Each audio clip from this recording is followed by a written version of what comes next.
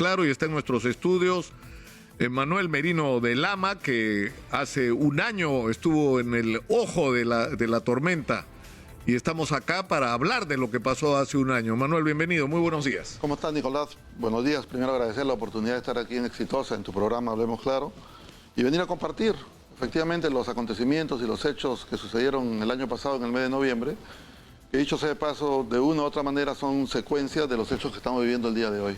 Ahora,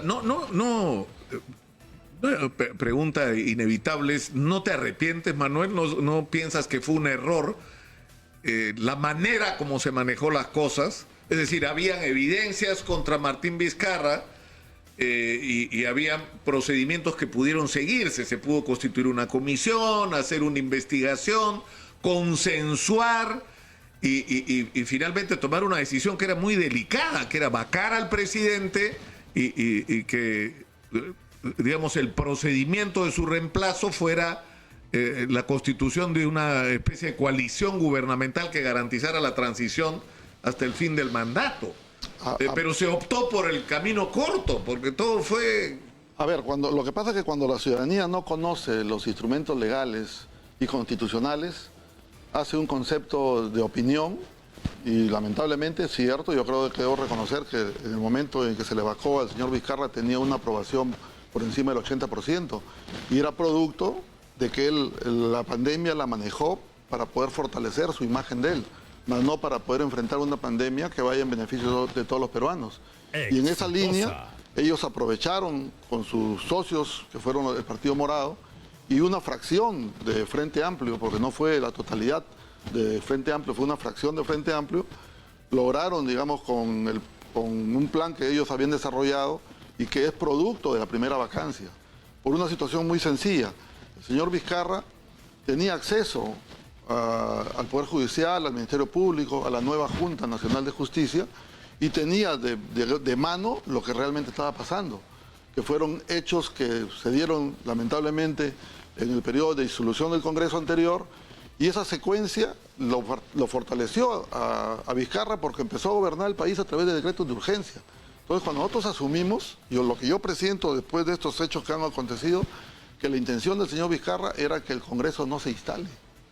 ¿Por qué era que no se instale? Porque debo recordar que el día 13 de marzo él saca el decreto de urgencia declarando el confinamiento total para el día 16, cuando él sabía que el día 15 juramentaba el Parlamento, y como es natural en un Parlamento que durante todos los años para poderse instalar no es de una sola sesión, claro, sino es de un producto de 15 a 20 días. Ya, pero Manuel, o sea, nos estamos yendo del eje, es decir, yo creo que incluso quedó claro después, cuando se producen las protestas por tu ascensión como presidente, lo que la gente pide no es que regrese Vizcarra. No, el Partido Morado pide que regrese Vizcarra. Bueno, pero no era representativo el sentimiento de la inmensa mayoría de la gente que estaba en la calle, y la prueba es que Vizcarra no regresó.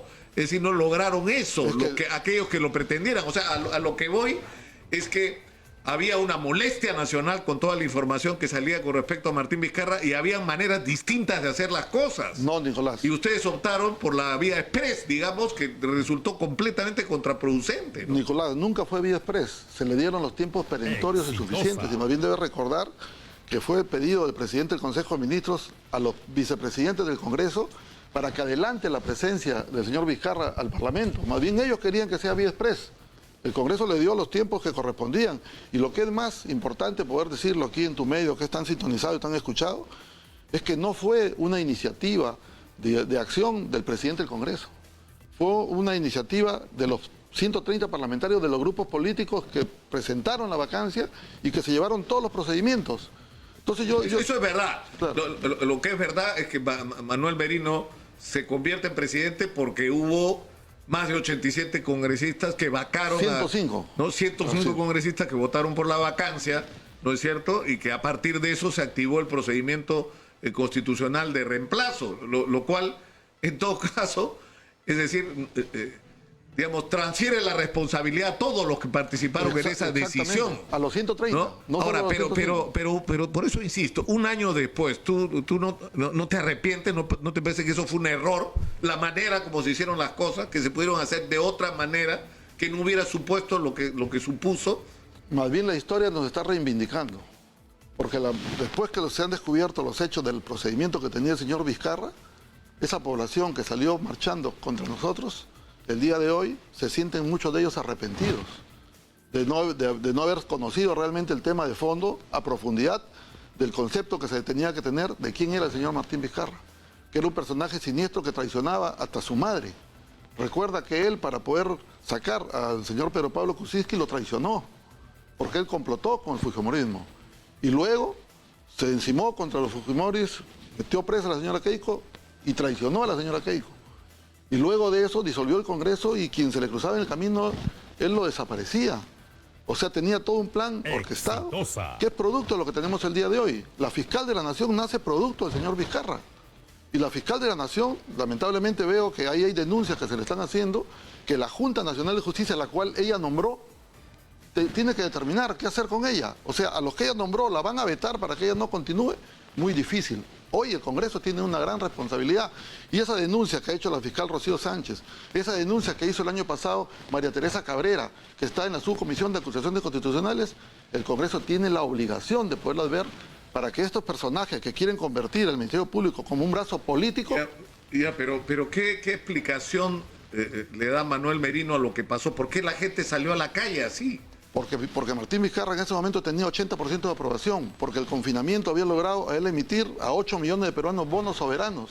Había quebrado la economía y todos empezábamos asustados de ver las muertes que ocurrían, y durante el mediodía todas las explicaciones que eran cuántos más contagiados y cuántos muertos más. Pero no hubo una responsabilidad de ustedes en cómo ocurrieron los hechos, en particular en Lima. Es decir, porque salieron policías a enfrentar, o sea, ustedes es decir, no tuvieron un diagnóstico adecuado de lo que estaba pasando en la calle. No, que la gente estaba enervada y ustedes pensaron que soltando a la policía a la calle, esto se iba a disolver y se iban a acabar las manifestaciones en unas horas, y lo que se produjo fue una multiplicación de las manifestaciones. Yo creo que una respuesta violenta de la policía que salió de toda proporción. Es decir, ha habido montones de gente herida, ha habido estos 2 chicos muertos. Yo creo que ahí la lectura es una lectura, digamos, naturalmente, de un lado yo la considero que es viable, porque aquellos jóvenes que naturalmente salieron a marchar en un momento de confinamiento y donde hubieron medios de comunicación que salían a usar las marchas las 24 horas, donde el Colegio de Médicos y el sindicato o la Federación Médica no se ha pronunciado sobre declaraciones que daba el doctor Huertas, diciendo que las marchas no contagiaban. Porque más allá del pronunciamiento de la sociedad civil que salía a reclamar, que podemos entenderlo, también hubieron infiltrados. Porque la policía, creo yo, solo que se hayan convertido en una policía arremetedora contra los manifestantes. La policía salió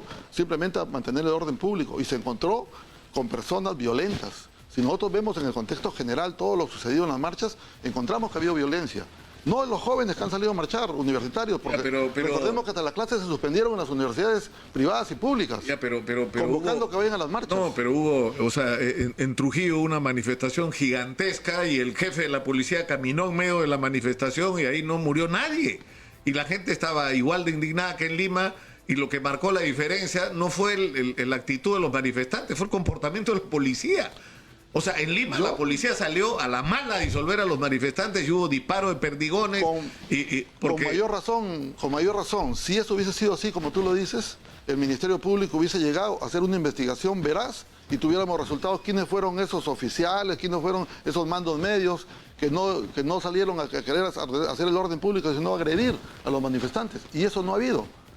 La propia policía, las investigaciones que se han hecho, deslindan de no tener responsabilidad los altos mandos que habían sido denunciados. Y recuerda que producto de esas marchas del mes de noviembre y de la asunción del mando a la presidencia del señor Sagasti, hubieron 16 generales despedidos. ¿Tú no sientes, Manuel, ninguna responsabilidad por la muerte de estos chicos? O sea, ¿tú no crees que la manera como ustedes plantearon, vayan y disuelvan la manifestación, fue interpretado por algunos policías como vamos a sacarlo de la calle a perdigonazo? Es que no ha habido una disposición de esa naturaleza a la que tú mencionas. Manuel Merino como presidente, primero yo no soy un policía en actividad asumiendo la presidencia. La policía tiene su propia institución que está encargada de disuadir y de poder tener el orden público de la mejor forma. Y tiene sus instrumentos, tiene su manera, digamos, O sea, profesional. ¿tú no crees que tú eres responsable de la muerte de esos dos chicos? Y de Nosotros no los somos, decenas de heridos. nosotros no somos responsables, nosotros lo que hemos asumido es una responsabilidad. Escucha, Manuel, hay como 25 personas que han quedado con daños permanentes. Es que no solamente hay 25 personas, hay 80 policías. O sea, ninguno de los dos tienen por qué haber sufrido consecuencias de esta naturaleza. Por eso yo digo, tiene que haberse hecho una investigación que realmente se quiera encontrar a los culpables. Pero por eso, esto no hubiera ocurrido si ustedes en el Congreso hubieran... Esto no hubiera ocurrido si ustedes en el Congreso hubieran manejado con la cabeza fría la transición para sacar a Martín Vizcarra y si la policía no hubiera percibido que la orden que se les estaba dando era saquen a la gente de la calle como de lugar. No, Nicolás, yo creo que el entendimiento que tenemos que darle, yo considero y comparto contigo de que tenía una posición el señor Vizcarra de aceptación de la población porque desconocía. Cuando el Congreso hace la comisión investigadora de los muertos por el COVID-19 y descubre que el señor Martín Vizcarra estaba escondiendo información, que cuando él decía que estábamos en 40.000 muertos, ya estábamos en casi 100.000 muertos, creo que la gente empieza a descubrir su otra cara del señor Vizcarra.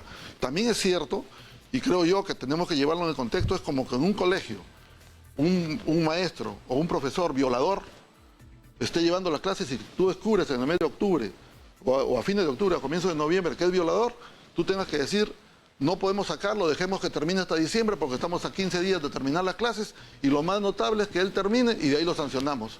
Ahora, tú has visto lo que ha presentado Susel Paredes el día de ayer, ¿no es cierto? Bueno, una sí. acusación constitucional en la que sostiene que tú has cometido una infracción constitucional a los artículos 43, 45, 102, inciso 2, 103, inciso 2 y 117, porque lo que ella dice es que tú has asumido ilegalmente la presidencia de la República.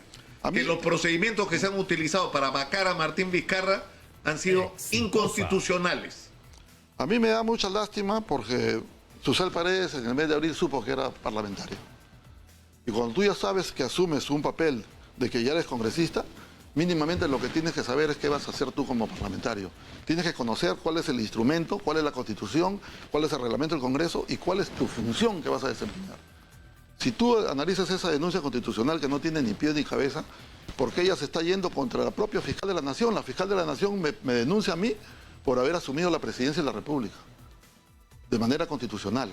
Porque todos sabemos que el instrumento es, se necesitan 87 votos para vacar un presidente y quien asume la presidencia es el presidente del Congreso. Más bien ella quería, en su opinión, en esa denuncia, lo que ella quería es que yo cometa una falta constitucional, que yo habiendo sido designado por vacancia presidencial de asumir la presidencia, no la asuma. O sea, de ahí partimos, es una denuncia mal hecha, quizás como ella lo ha dicho en algún medio, por cumplir con sus electores, que les dijo que iba a ser una denuncia constitucional, sin siquiera convocar buenos asesores para que le hagan una denuncia más consistente. Entonces, ahora, claro, porque el tema es este. Si se ha cometido una infracción constitucional, como dice Susel, la han cometido los 105 congresistas que votaron por la vacancia. mejor te Porque el argumento es no, es decir, los argumentos que se han usado que se usaron para vacar a Martín Vizcarra no corresponden desde el punto de vista constitucional. Entonces, los 105 tendrían que ser procesados. Eso, ni siquiera esa denuncia es mérito de poderla comentar. Pues para ser un poco más concreto y puntual. Y más bien decirle a la señora Susel Paredes que empiece a asumir su responsabilidad como parlamentaria. Que cumpla su función y que empiece a leer qué es lo que puede hacer un parlamentario. Ahorita hay muchos errores de parte de algunos parlamentarios, no de todos, que no saben su función y que están equivocando su función directamente porque no leen la Constitución, porque no leen el reglamento del Congreso. Fíjate lo que ha dicho Avelino Guillén. Dijo sobre el tema de los incidentes del 14 de noviembre del año pasado, ¿no es cierto? No debe existir el llamado espíritu de cuerpo. Estamos todos obligados a colaborar con la Fiscalía para el esclarecimiento de un hecho grave. No puede existir ningún espíritu de cuerpo. Tenemos que desterrar eso porque todos estamos obligados a colaborar con la Administración de Justicia. Estamos obligados a colaborar con un esclarecimiento de un hecho muy grave. En tal sentido, la labor que viene desarrollando la Fiscalía merece toda la atención, respeto y colaboración por parte del Ministerio del Interior y también de los policías. Ahora, ¿esto por qué lo dice? Porque es algo así como que está diciendo cuenten, es decir, que los policías que participaron, algo así como que los está habilitando para que digan lo que tengan que decir. Sí, y está que le dice si hay algún responsable en los altos mandos de haber permitido esto, que lo diga y que no asuman una responsabilidad. Y está que le dice a la fiscal de la Nación que haga una investigación objetiva, que se llegue a los responsables, a los culpables. Tú no puedes permitir una investigación de la naturaleza que ha hecho la fiscal, que primero denuncia al presidente constitucional del Perú, a su primer ministro y al ministro de Interior, por acción. Y luego que hace una investigación de 11 meses, como no encuentra acción para poder responsabilizar a los que ordenaron la muerte de estos dos jóvenes, ahora los denuncia por inacción o por omisión de funciones, o sea, porque no tuve la bolita mágica de Jaime, que lo debe haber contratado a Palacio, como lo hizo Martín Vizcarra, para que me lea y me diga, van a haber 2 muertos, y en ese sitio veamos qué ponemos, o hoy me pongo de escudo humano como presidente de la República. O sea, aquí hay un tema grave y que creo que el Congreso debería asumirlo. La señora Susel Paredes y los demás parlamentarios deberían llamar a la fiscal de la Nación y preparar una denuncia constitucional, no solamente por esta mala investigación, sino por los propios hechos que ha dicho la fiscal Rocío Sánchez.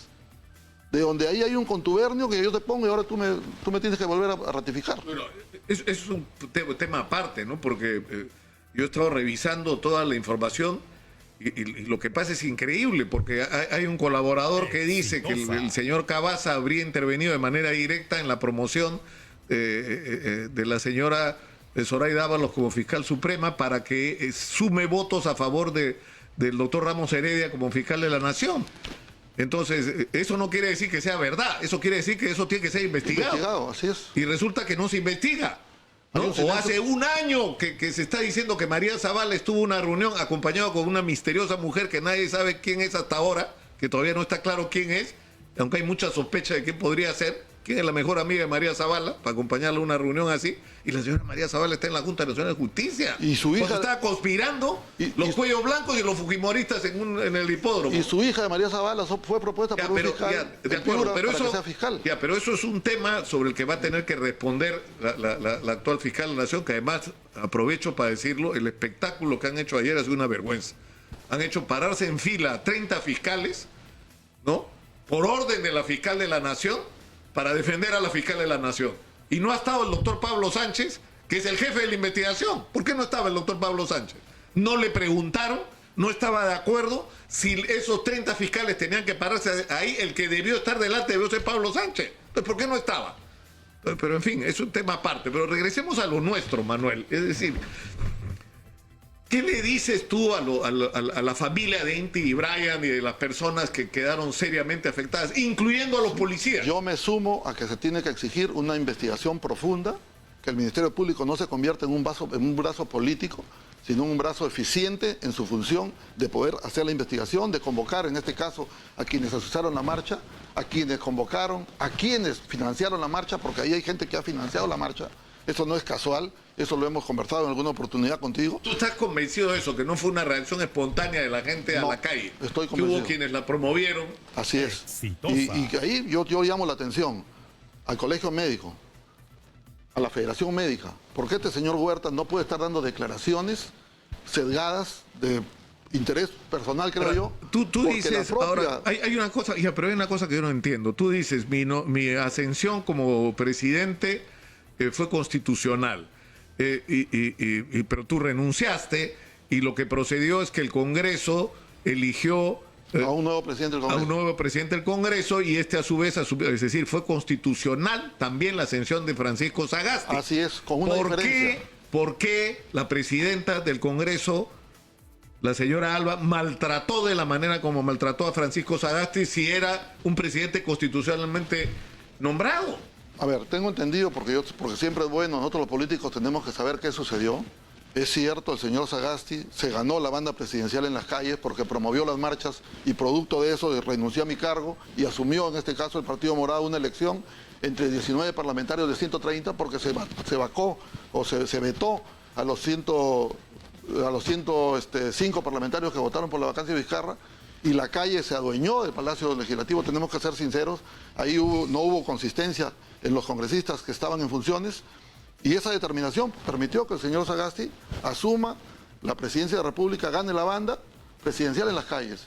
Y luego lamento yo que la haya devuelto en la calle. ¿Por qué digo yo lamento que la haya devuelto en la calle? Porque el oficial mayor del Congreso debió notificar al presidente constitucional encargado de que él, a partir del 28 de julio, el día 26 de julio, él dejaba sus funciones. Recuerda que en el caso de Valentín Paniagua se dio una ley expresa para que Valentín Paniagua pueda permitir llegar hasta el 28 de julio. El señor Sagasti debió ir y entregar la banda presidencial a la presidencia del Congreso. Y es lo que tengo entendido yo, que se le iba a aceptar ese día que él llega a Palacio.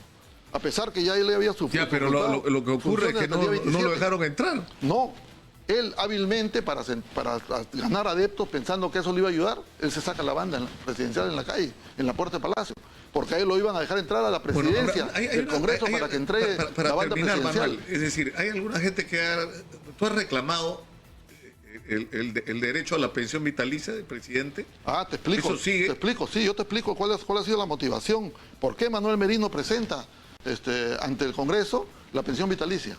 Yo tengo 3 habeas corpus de denuncia y tengo una denuncia hecha por el daño fiscal y una denuncia constitucional. Todas esas defensas de esas denuncias debía pagarlas el Estado. El Estado ha negado el pago hasta el momento y consecuentemente los abogados que me están defendiendo me exigen el pago. Yo tengo que ver la forma de pagar. Y una de las formas de las cuales yo he iniciado el pago, primero con plata personal mía, pero es insuficiente. En ese sentido yo he solicitado la pensión vitalicia porque por lo menos para yo pagar el total de los compromisos que he asumido son 5 años de sueldo de presidente, por lo menos. Y también es cierto que si eso sucediera, naturalmente, tengo digamos, en proyecto, hacer, digamos, una asociación que permita colaborar y ayudar a la gente más necesitada. Yo pensé que ibas a hacer una asociación como Vladimir Cerrón para hacer una colecta para pagar tu... No, de ninguna manera. Yo tengo que asumirlo y naturalmente tú sabes bien, mi trabajo es la agricultura y la ganadería. Yo soy un comerciante, soy un empresario, pero no tengo plata suficiente para estos actos de los cuales yo he sido ¿Tú cómo agredido. terminarías esta conversación, Manuel? ¿Tú sientes que no tienes nada que arrepentirte y que no tienes ninguna responsabilidad sobre la violencia que ocurrió hace un año? Al contrario, yo lo que creo es que la respuesta mía ha sido una respuesta institucional en defensa del Congreso y en defensa de todos los peruanos. Y lo he hecho porque esa ha sido mi naturaleza siempre. Yo he enfrentado la corrupción cuando me ha tocado estar en el Parlamento, buscando fundamentalmente que los recursos se utilicen de la mejor forma. Y en este caso, mi misma función como presidente del Congreso, he hecho una defensa institucional que nunca antes un presidente del Congreso lo ha hecho. Nosotros salimos no a contestarle, sino a defender el Congreso cuando el señor Vizcarra había sentido que se había posesionado atacando al Congreso. Y nosotros llegamos a darle la aprobación del 52% al Congreso. Yo tuve una aprobación del 78%, haciendo una defensa institucional. Lo que la población debe conocer, que el congresista no maneja recursos. El congresista no es ejecutivo. El congresista legisla, fiscaliza y representa. En mi región, los 3 últimos gobernadores regionales procesados por corrupción, uno preso, el otro en prisión domiciliaria y el otro desaparecido. ¿Por qué? Porque la corrupción se ha desbordado. Y lamentablemente esa corrupción desbordada es la que ha fortalecido a estos gobiernos regionales que tienen recursos de canon y sobrecanon, que no los han utilizado bien, y ese es el desazón y el descontento que tiene la población, que es la reacción que tenemos el día de hoy. Ese es otro tema, Manuel. Te agradezco por estar con nosotros esta mañana. No estoy de acuerdo contigo, tú lo sabes, ¿sí? Pero creo que tienes derecho a ser escuchado como todos. Yo estoy seguro que tú, en todas las oportunidades que estemos en entrevistas, te vas a ir convenciendo de lo que yo te digo, porque tú has sido un luchador en defensa de la corrupción. Y si tú has dejado la defensa de la corrupción, en contra. Bueno, no, el luchar contra la corrupción. Y si tú en este momento no te querías dar cuenta de los hechos que están sucediendo, pues así es, el periodismo yo lo respeto. Y también te agradezco porque me da la oportunidad de desenvolverme, de decir lo que yo pienso y replicármelo como tú lo consideras. De eso se trata, algo que mucha gente no comprende, pero en fin. Muchas gracias a Manuel Merino. Vamos a ir a la pausa y vamos a escuchar a los jóvenes que participaron en las manifestaciones hace un año también. Por supuesto que hay que oírlo. Que murieron, que también tienen la misma secuencia y también hay que pedir lo mismo para ellos. Me parece justo el pedido. Nos vamos a la pausa, volvemos con más.